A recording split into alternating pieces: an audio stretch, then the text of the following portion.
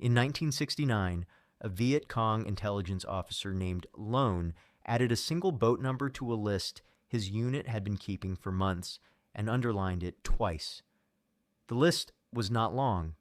Most American riverboats that operated the canals and tributaries of his province came and went without ever earning a specific entry, one patrol boat among dozens, distinguishable to Lone's network only by the general pattern of American river traffic rather than by any individual identity worth tracking. This boat was different, and it had been different for long enough that Lone's superiors had started asking pointed questions about why this particular crew kept appearing in after-action reports that should never have involved them at all.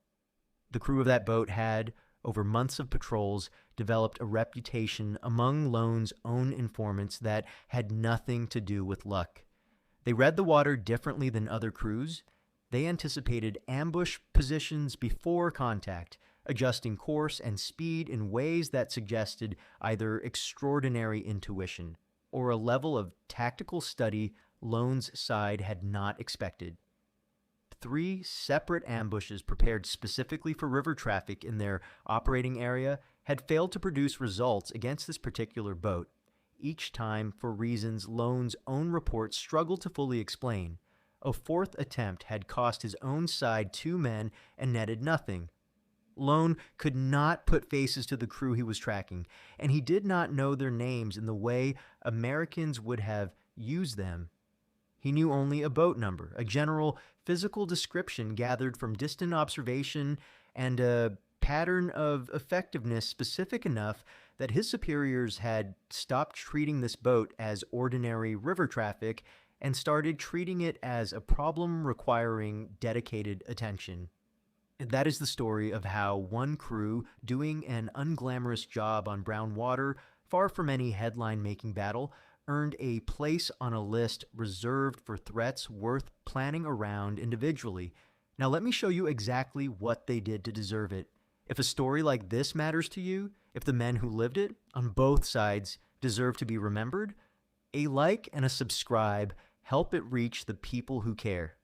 It takes 1 second. These are the stories the history books leave out.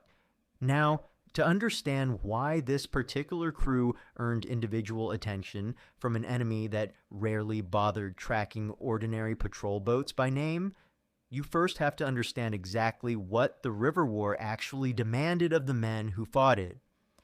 To understand why this crew stood out, you first have to understand the specific and demanding nature of riverine warfare itself, because it rewarded a completely different set of skills than the infantry patrols and fire-based defense that dominated most accounts of that war.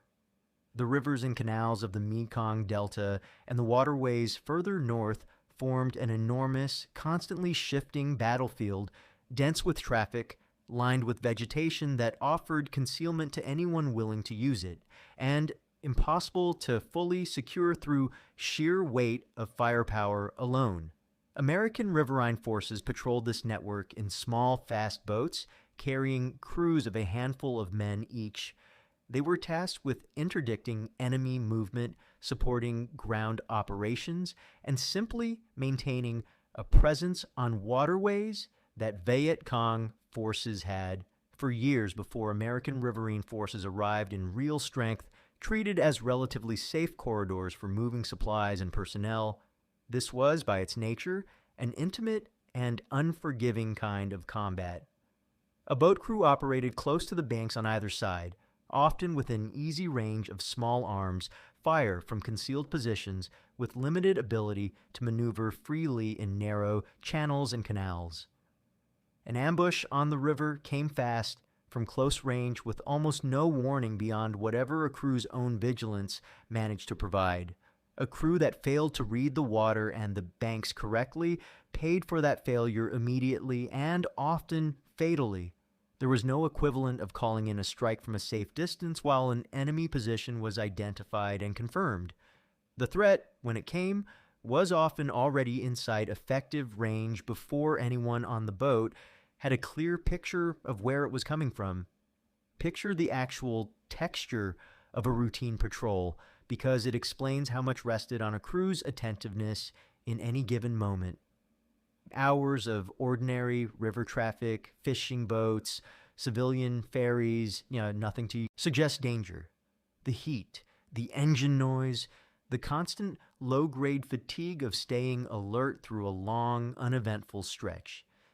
And then, without warning, a section of bank that looked exactly like the last 50 sections of bank, except that this one held men waiting with weapons already sighted.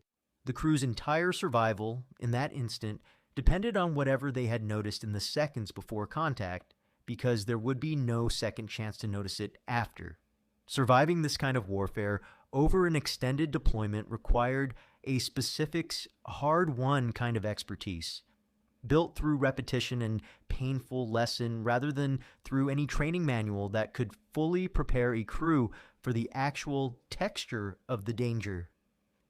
Crews learned to read subtle signs in the water and the vegetation along the banks, a disturbance in the current that did not match the natural flow.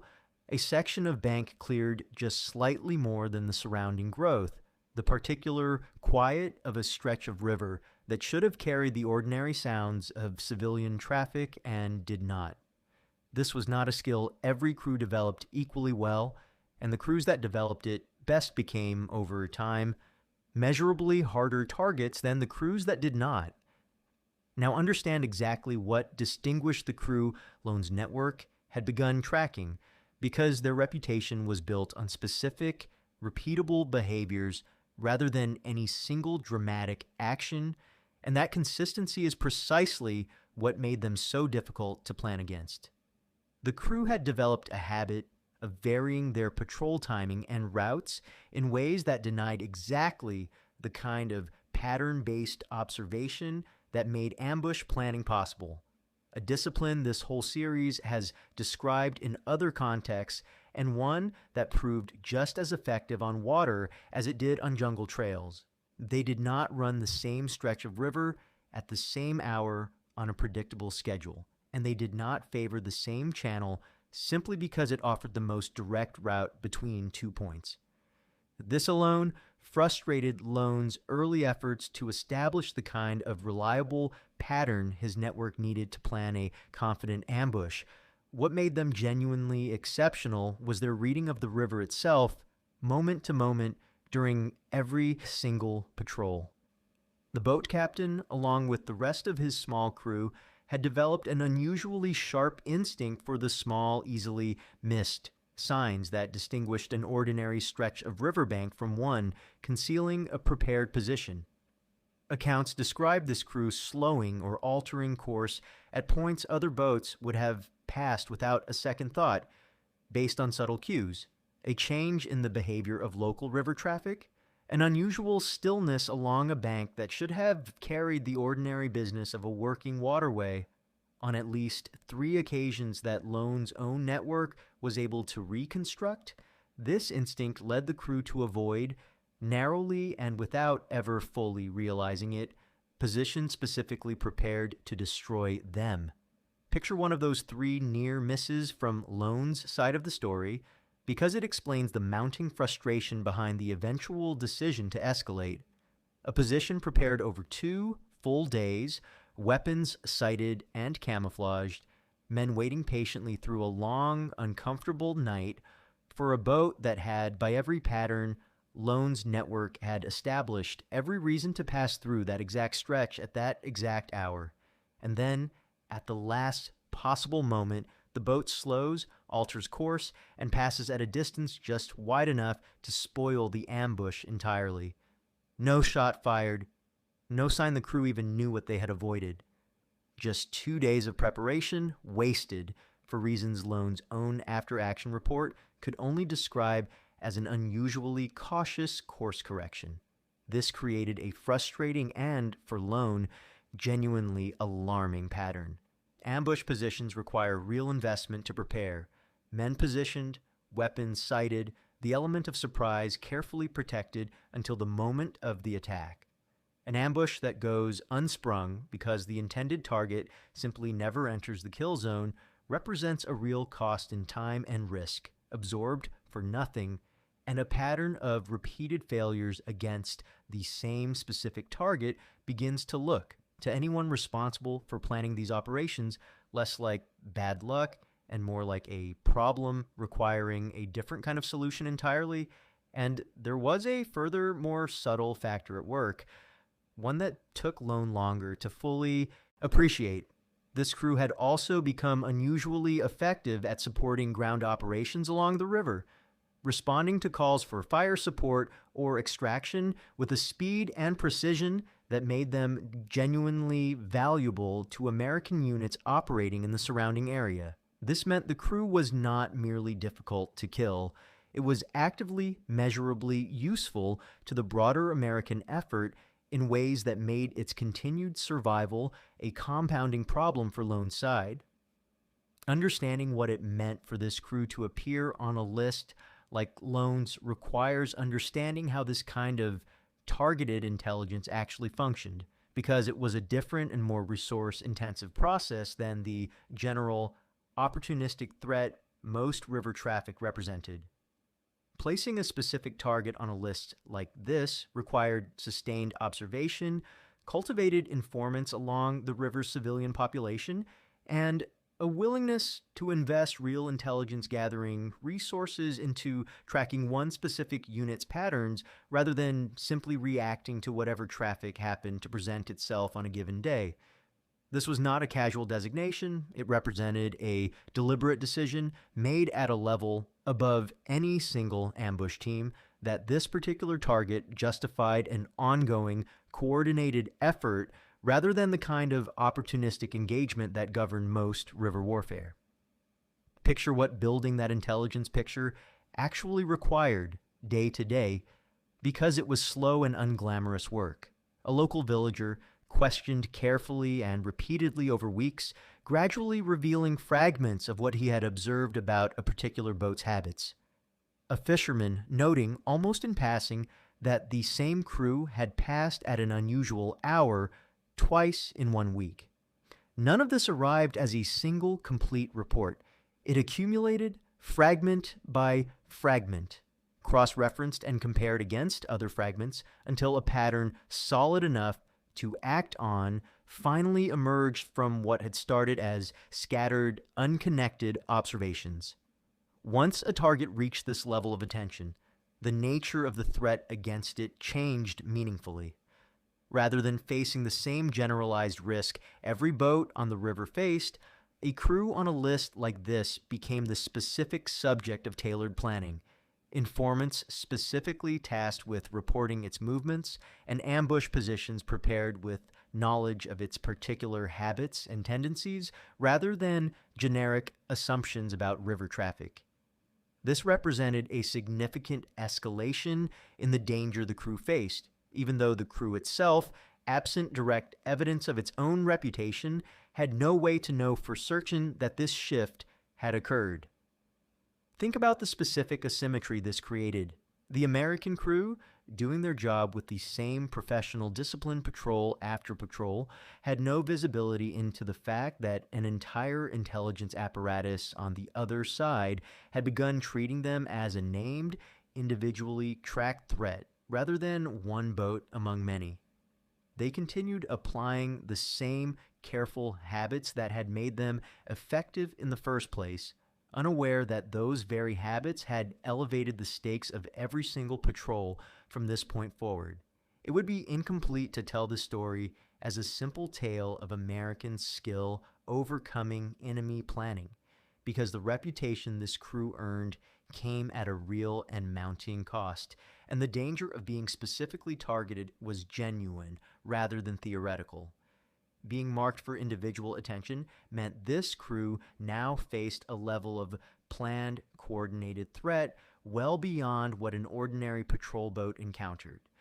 Every mission carried the possibility that this particular ambush, unlike the previous ones, had been prepared with better information, more patience, or a more carefully chosen position, specifically informed by everything Lone's network had learned about this crew's habits over months of observation.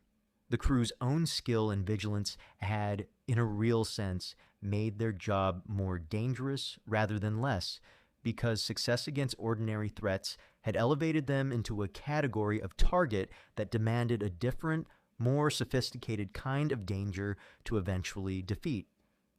This is a pattern worth naming honestly, because it appears across multiple stories in this series and it deserves to be stated plainly here as well.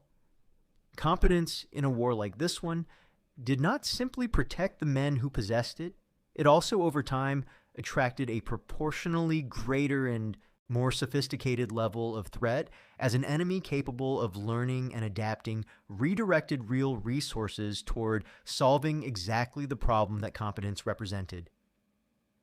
The crew's careful habits had kept them alive through months of patrols that claimed other, less careful crews. Those same habits had also, by the very fact of their success, made the crew a priority worth a dedicated, patient effort to eventually eliminate. Picture what this meant for the crew's own state of mind, even without direct knowledge of the list itself. Some of them sensed, without being able to name it precisely, that their luck could not hold indefinitely, that a run of near misses this long eventually had to end one way or another.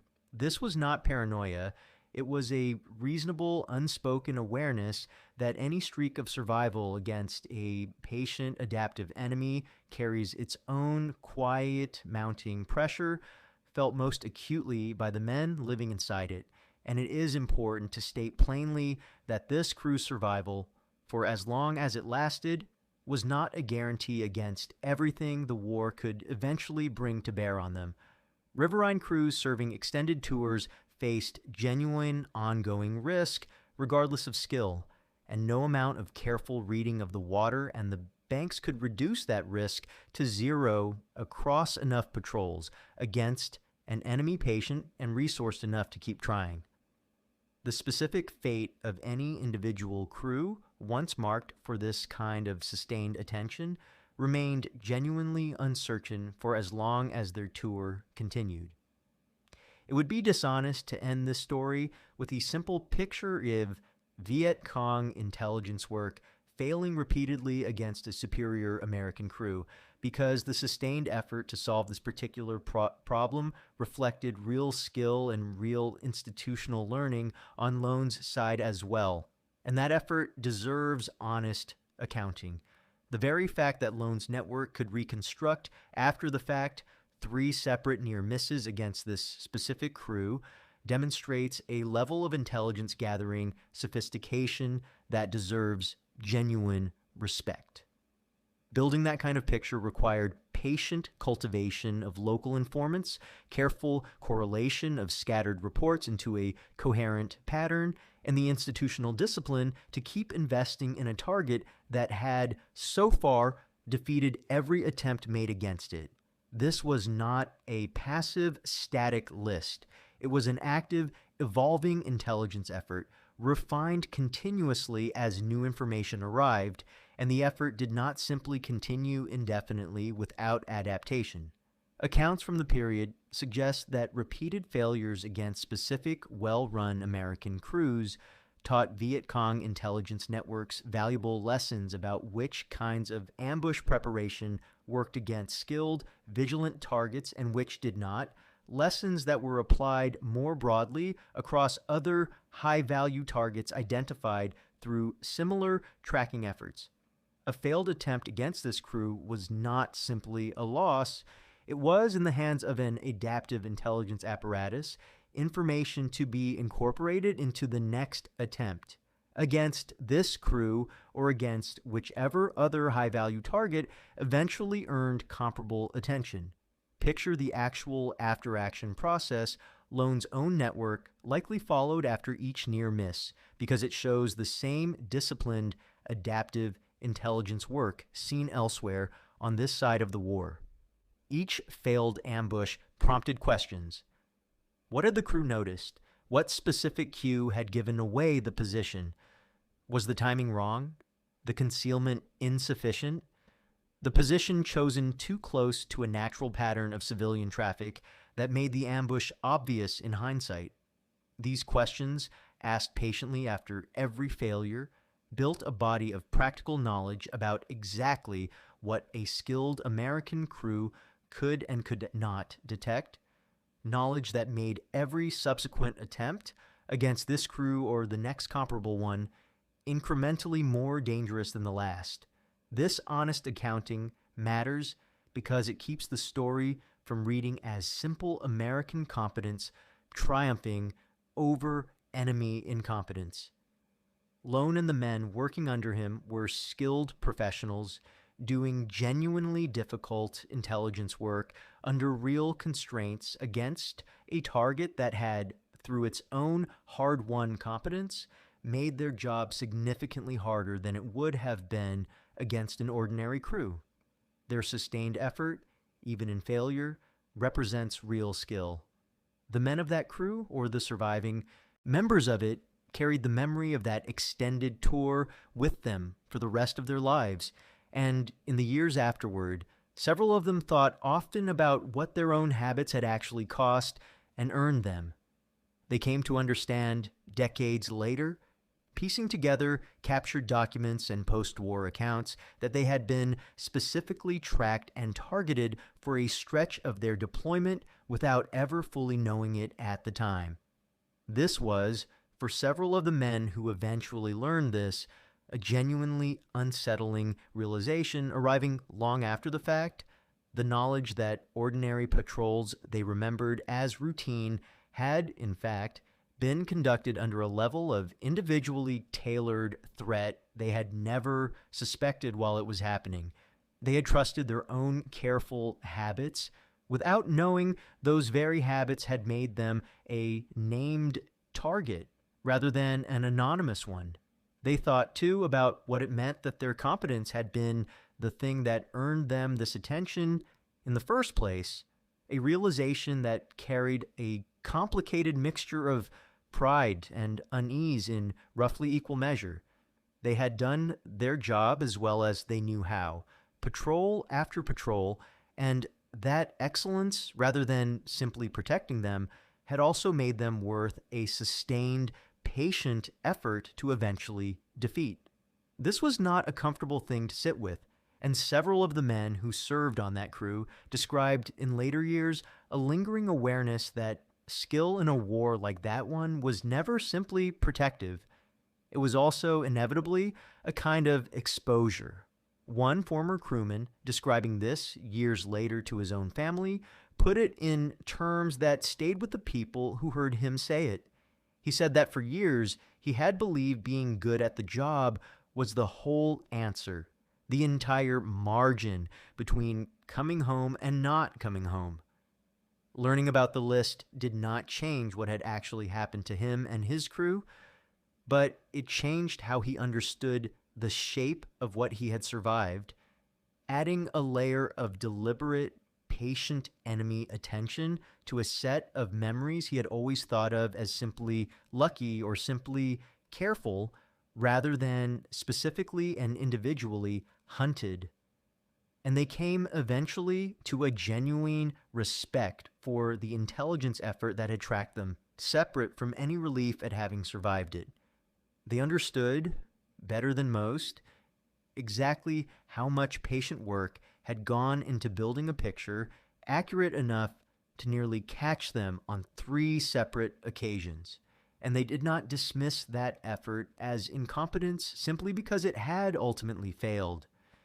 They had been genuinely hunted by a genuinely capable adversary, and their survival had depended on a combination of skill and fortune that they never took entirely for granted again. Here is what this crew's story finally reveals, and why one boat number underlined twice on a list most Americans never knew existed matters more than any single patrol or any single near miss. Most river traffic during that war moved through a kind of anonymous danger, real but generalized, the same risk shared by every boat on the water, regardless of how well or poorly its crew happened to read the signs around them. This crew moved out of that anonymity through the accumulated weight of its own competence, patrol after patrol, until an enemy intelligence network that had every reason to treat them as one boat among dozens instead decided they were worth a name, a number, and a sustained, dedicated effort to eventually eliminate. That transition from anonymous risk to individually targeted threat is the real story here. Skill in a war like that one was never simply protective, and this crew's story makes that trade plain in a way few others in this series manage as clearly. The very habits that kept them alive through ambush after ambush also made them worth tracking, worth studying, worth a level of patient, coordinated effort that ordinary, unremarkable river traffic would never have earned. Their competence bought them real safety against generalized opportunistic danger. It also simultaneously bought them a much more sophisticated and much more dangerous kind of attention. The specific, tailored threat of an enemy who had decided they were worth solving as a distinct problem rather than absorbing as an ordinary cost of river warfare. That is the real meaning behind Lone's underlined entry, and it is a lesson that reaches well past one crew on one river in one war. Excellence does not simply reduce the danger you face. In any contest against an adaptive, intelligent adversary, it often changes the nature of that danger instead, trading a diffuse, generalized risk for a smaller but far more sophisticated and far more patient one. The crew that earned a place on that list had done nothing wrong. They had done everything right, so consistently for so long that an enemy capable of learning had no choice but to notice and to respond in kind. Now you know why the NVA marked that one crew, and not the dozens of ordinary boats that came and went around them without ever earning a second look. Thank you for staying with this story all the way to the end. These are the histories worth keeping, not just the famous battles with their famous names, but the quiet, unglamorous river patrols that earned an enemy's individual attention through nothing more dramatic than doing the job well on both sides of that long war. If it meant something to you, a like genuinely helps. It tells the algorithm that this kind of history matters, and it helps these videos find the people who care about them. If you're not subscribed yet, now is a good time. Hit subscribe and the bell so you never miss a new one. I would love to know where you are watching from today, and if someone in your family served in Vietnam, a riverboat crewman, a sailor, anyone in any unit, tell me about them in the comments. Every one of those men carried a story like the one you just heard. Most of them never told it. This is how we make sure they are not forgotten.